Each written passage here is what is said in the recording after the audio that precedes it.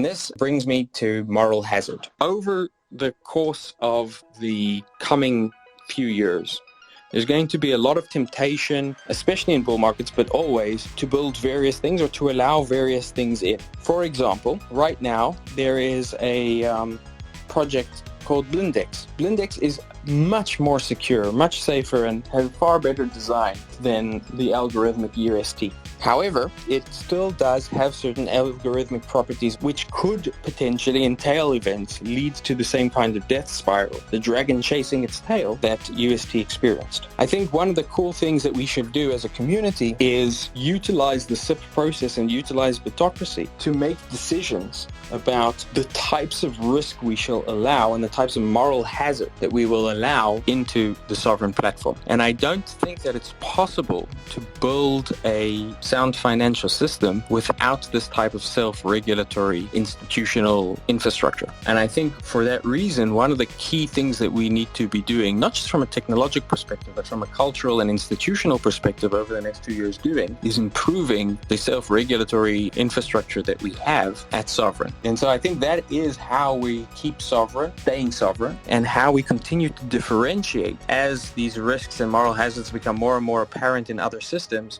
differentiate Sovryn in the same way that Bitcoin has clearly differentiated itself, such that there is Bitcoin and everything else.